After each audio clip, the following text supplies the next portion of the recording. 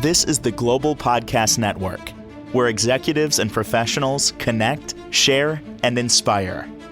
Stay tuned for the conversations that drive success.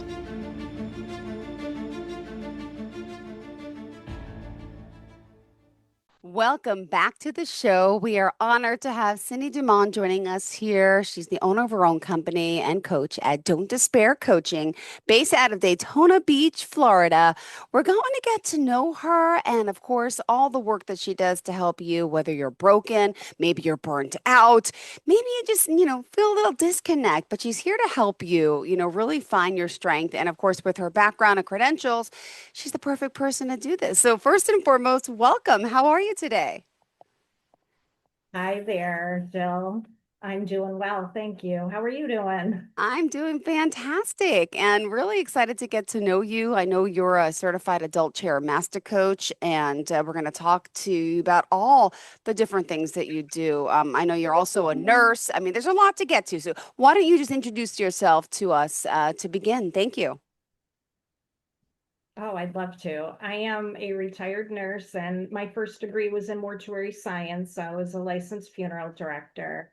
And right now, what I do is I help organizations, individuals, caregivers, professionals really overcome grief and loss. And it's not grief and loss just from death. A lot of people think, oh, grief is about death, but it's really from any loss. So that's one thing that I really love to oh Emphasize, my but you God. also can empathize with so many when it comes to loss, clearly with your background, which is beautiful because you've been there, you have your own loss. We'll talk about, that and what you've been through, if you don't mind sharing. And as you say, despite your past predicaments, you can heal and have authentic results that last a lifetime. So thank you. Let me just start off by where were you born and raised? Give me a little bit of your backstory as to what made you become a nurse and then, of course, become a funeral director and get into this really compassionate and empathetic field. Well, originally I'm from Buffalo, New York, and Oh, then okay. yeah, I moved to Syracuse, New York to go to embalming school and funeral directing schools there. It was called Simmons Institute of Mortuary Science. So I moved there and I was licensed when I was 22. And being a woman back in the 80s, I really couldn't find a job. I did receive a job offer in Brooklyn, but I didn't want to move farther away from home. So I decided to get into nursing and nucleate eyes for the eye bank. And I just always had this love for helping people at the worst time in their life. And I really have to attribute that to my father because he worked two jobs and I really didn't get to see him a lot. So one of his jobs is he would deliver flowers for a florist. And every once in a while as a treat, I got to go with him. And it was just like, it made my day. And we'd sneak into the prep rooms of the funeral homes when he was making a delivery. And Oh. that was my first recollection of it. And who doesn't like to receive flowers? And so, and he actually, now that I'm thinking about it, he used to answer the phone, oh, Shufsky's morgue, you kill him, we chill him. So I Oh, always but had this. what a sense of humor. I love it. I love it. Yeah, so I always had this just this sense of the littlest things you can do for people at their worst time really rocked my world, and it still inspires me to this day. Beautiful. My mom passed away 8 years ago with me in my home, and it was so beautiful. And I even did her makeup at the funeral home. And I've been always been fascinated by death. And I always said I would love to work in a funeral home, believe it or not. I really, and my girlfriend now just started working there. And I said, can I come in? I want to see how it's done. I want to watch the embalming process. I said, it's part of life. I said, it's just fascinating that we are just a shell and our soul goes elsewhere. And but you're right. At that time, there's so many people in need and pain and suffering. And just like you, I feel like I'm very compassionate when it comes to that. So I can't believe it. That's a beautiful story how your dad kind of inspired you into this field. And so then here you are, you decide to become a nurse. And what did you focus on? What type of nurse were you? I said I still was are, because just because you're retired, you're still an RN, right? correct, absolutely. I actually had my own business as well. I was a pediatric nurse. My specialty was ventilator, so I actually worked in the home of these kids, Oh, integrating all their therapies and the family, and it was just really beautiful. Usually I took care of them until they didn't need me anymore or they passed away. So I loved being in that, learning from the once again, the families, and it was really beautiful. wow. And so here you are now. When did you start doing the coaching aspect of this? Even though you really were all along, right, as a nurse, um, you've always helping people this way. But let's talk a little about what made you say, "Hey, you know what? I think it's time for me to help people this way and really expand beyond my horizons." When did you start the business?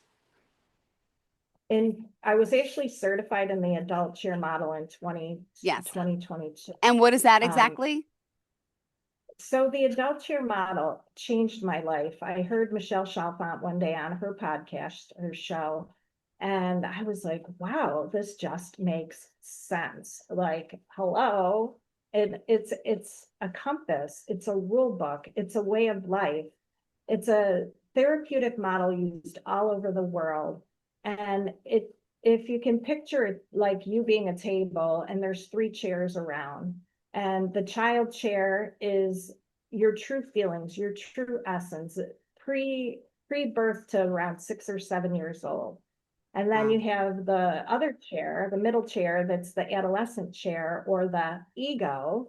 And that's not a bad part of us. There's actually none that are bad. It's just a protector. So it comes on around online around 7 and says to the child, okay, I got this. I'll take over. And then healthy, healthy, we go into our adult around 25. And the goal is not to shutting any of those chairs down, but to integrate them and to have them rule your life from that adult instead of those other parts of you that might be reacting out. Got it. Well, we're honored you're here, and let's talk specifically, if we can, about the work that you're doing. And yeah, so high performing individuals, caregivers, professionals, organizations, you say, praise for holding it all together, right? But beneath all the success, titles, and resilience, many are taught to silence what matters most, right? You say these messages disconnect us from our inner truth, leaving us often paying for the price in silence. Feeling is not failure, it's intelligent. It's how we reconnect, and you're here to guide professionals to express emotions in a healthier body, in a healthier way, right? So let's talk about some of the tools that you're using and how you're helping people. Oh, I'd love to. Let's see. One of the most important things, excuse me, like I had mentioned earlier, is that grief is not just about death. Any loss, relationship, a child going off to college, retirement, losing a job, any loss where you thought that your future was going to be this thing and it's not.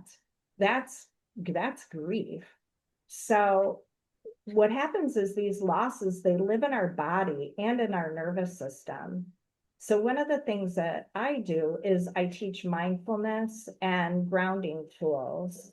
And the reason for that is because it keeps us in the present moment instead of being in the future and anxiety or in the past with regret and depression. That's where those hang out, in the past. So if I can I teach your listeners a tool? Yes, absolutely. This is one that you can do anywhere. So if you're driving, it's okay. If you're at work and something happens, it's called the five senses grounding exercise. And our five senses are sight, smell, hearing, touch, and taste. I almost forgot taste. So what I want you to do is just look around. We'll do sight first. You just look around and name some things that you see. So if you're driving, just, you don't have to say it out loud, just tell yourself, I was outside doing this earlier before this interview. And I was like, there's the birds, there's a butterfly, the leaves on the trees. Then you do it again. Smell. What do you smell? Take a deep breath. Do you smell your new car smell? Do you smell rain? Same thing with hearing. I love that. What do you hear? And you really just listen for a moment. And the same thing with taste. What do you taste? Do you have coffee, orange juice, really, and taste it? And what that does is, it gets us back into our body, which is really a good thing. Because, grief isn't something that we get rid of. It's something that we carry with compassion as we keep moving forward.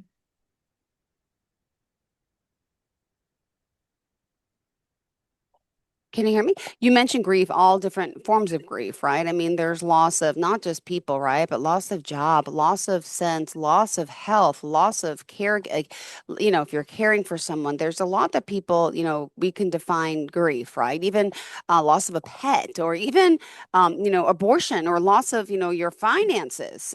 There's a lot that goes into this grief process. And I think, let me ask you about the pandemic and what happened then. I mean, so many people were affected. Were you coaching at the time? I'm sure you dealt with so many people. Yes. I was transitioning during that time. I was still nursing, believe it or not. Yes. Yes, I was actually a school nurse back then. That's where I got a lot of my EFT, my tapping that I love to do. That's another tool for another time, maybe another episode. Right? Um, but yeah, it was very difficult. The children were scared. They were terrified, right? So it was challenging, but we did it. Yay. Well, do you want to talk a little bit about some of the experiences you had with people? I love that. There's some great testimonials on the site. And this person says working with you is feeling like a comfortable hug. She's a gentle, curious ways, in addition to her thoughtful and empathetic nature. With her support, you will find yourself uncovering layers of inner wisdom. That's from someone named TDR. Anita says, you're a wonderful coach. I felt heard and understood in our sessions. You helped her move through some of the most difficult emotions so I could better manage my situation. She would highly recommend you. Lisa also, there was another one, or Jillian, saying that you were a perfect coach. And the philosophy unleashed a side, she said, of life I thought I was long gone. I feel thankful. I feel hopeful. And for this program, it influenced me to be my true self. And it's been great for my mental health. It's like therapy, but not dwelling on my problems. So a lot of people are grateful of, the work you're doing. Yeah, thank you so much. It's never gets old hearing that. Um, I'm I'm different because I don't do talk therapy. I am for people that are motivated, ready to do the work. My coaching packages include recorded Zoom session so that you can rewatch it anytime you want. I give homework. Like in 24 hours, you'll have your homework, which has journal prompts, affirmations, all kinds of goodies in there to help you throughout the week to really sustain what you're learning and integrate it into your life to build that resilience. What else do I offer? Oh, a WhatsApp phone Mm-hmm. call with during the week. Just you're totally supported. I mean, I am your coach. So I support, it's not like we just talk once a week and then I don't see you. I guide you through this because like I said, it's a way of life. It's a way of life. Yeah. And normally, how long do people work with someone like yourself? Is there like, is it like 6 months do you need to help change your work? There's a 3-month program. What do you offer, or is it specific to each and every individual? It really is specific. I like to start out with about 12 sessions which is 3 months, but I'm really flexible. These containers that I create with my clients, it's whatever they need. Some people might need 2 sessions in a row, so they can use that 12 sessions any way they want. And then most of my clients, then they just need tune-ups. It's wonderful because you have every that to still go back and reference that you've received. So Got it. Well, Cindi, you have a lot of experience with this, and I would love to hear a story or two of how you're helping those, and despair to repair, as you say, right? And you're also a speaker. There's a lot to talk about. Where did you want to go through to next, I should say? um let's see. Well, I taught you that. How about if we talk about issues in the workplace Sure. that men and women um, could work through to eradicate? I think this is a good one because we hear like the echoing of that old conditioning that emotions are weakness and boys don't cry. And I used to hear if you're not bleeding, it doesn't hurt. And what that does is that 0 to 6, right? That child chair, if I hear, oh, it doesn't hurt, but my arm is killing me right now, and I might have scrape, whatever, but I'm hearing it doesn't hurt, then I am shutting down my truth because it's not safe to say that I heard, or why would this person be telling me that? So we have that 0 to 6, we have no discernment. You see, we just take whatever people tell us as truth, which is the scary part, really. So I would just like to teach people that emotions are not weakness. They're not a liability. They're actually data. They're information. They're signals from our nervous system. And men and women, when we start naming them and honoring them, these emotions, we create cultures that are authentically safe. And where compassion isn't confused as weakness, and resilience comes from regulation, not repression, because that's not good. The repressing is not good. And I feel like when men and women, when we partner together like this, we don't just make healthier individuals, but we make healthier organizations and families, like ripples in a pond. Now, over the course of these years, and can I just ask, do you have your own personal trauma that you want to share that you empathize with? What was the most difficult thing in your life that you've had to come to deal with personally, professionally, that made you, this extra sensitive and empathetic to people? Just one? You want me to pick just one? Oh gosh, okay, no, as many, whatever, yeah, you'd I'm like. I'm kidding. Yeah, where to start? Mhm. I had a 23-year marriage end in divorce. My daughter, my beautiful daughter, I have two. My daughter got sick at 14 with Lyme disease, Mm. and she was sick. She was in bed for almost 5 years. Ended up having a Oh, traumatic brain injury, and we were told that she would be in diapers in a nursing home the rest of her life. And ah, she actually worked her butt off to be able to walk, feed herself. That's not true, what they told us. She lives on her own with assistance, and she's 28, going to be 29 next month. So that was really difficult, and it would, like I said, without this model, I would definitely spiral and being more of a victim, like, why me? Like, I see all these beautiful young women and families, and mom shopping in the grocery store in the baking Yeah. aisle, bake, she would actually donate them. She would make, instead Aw. of gingerbread, she would make chocolate houses and decorate them and like raffle them away at Christmas time or so. So yeah, it's very difficult. But like I said, I have a choice. All of us Yeah. have a choice every day where we want to lean into. Do we want to lean into the faith or the fear?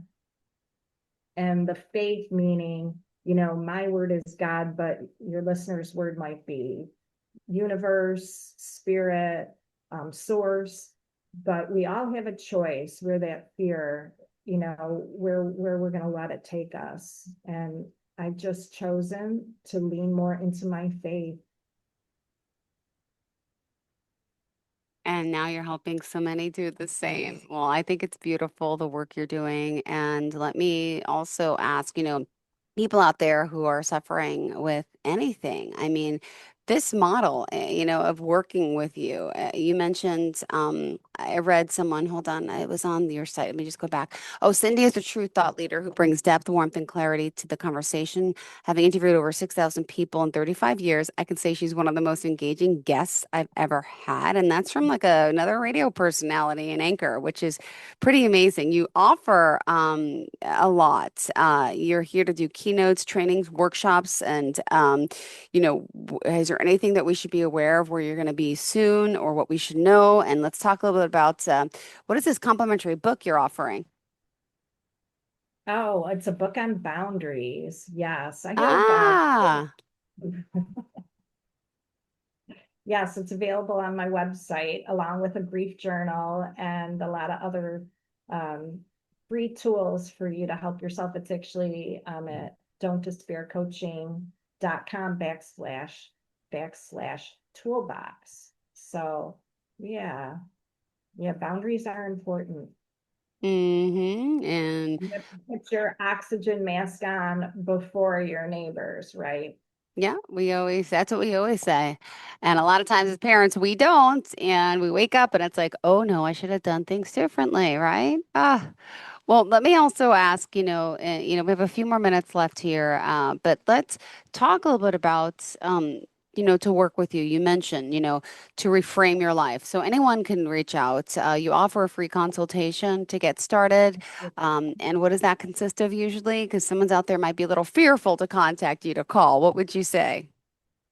Oh, don't call. Don't call. Cindy, don't Call, be don't be fearful. Like afraid. I said, lean into that faith and we'll see if we're a right fit. What do you have to lose? You don't have anything to lose and everything to gain. Yeah. I encourage you to reach out, definitely. And I'll be with you for the next 4 weeks. So that's exciting. Oh, good. I didn't know that. Oh, so we have a lot to cover to talk about for sure. Yeah, so I'm hoping to do more trainings and more talks. Yeah. Amazing. And yeah, feel free if you even want to bring on a guest or two to switch things up to talk. Maybe if someone's open enough to say, hey, how you've helped them. Always great to have, feedback like that. And to talk to someone who's actually worked with you would be great. Not necessary, but looking forward to this. Oh my goodness. All right. Well, for those that are interested in contacting a friend at Don't Despair Coaching, Cindy, how can we contact you? Could you share your phone number, email, website, any form of contact? Sure, sure. Everything is right on my website. It's at don'tdespaircoaching.com, also cindydumond.com. Um, to get my scheduled my free call, it's don'tdespaircoaching.com backslash free call. Everything is free call. My blog or everything is don'tdespaircoaching.com Yeah, backslash blog. I have a blog on there that's I really saw has that. Saw some of your other podcasts are up there too to get to know you. Great. Well, thank you so much, Cindy DuMond. Looking forward to our next conversation, and thank you for being here. So empathetic, and great job today. Thank you for sharing. And for those of you out there in need of help, give her a call. And thank you again, Cindy. Thank you. My pleasure. Enjoy the rest of your day, and can't wait to see you again next week. Bye bye, sweetheart. Thank you. This is the Global Podcast Network, where executives and professionals connect, share, and inspire. Stay tuned for the conversations that drive success.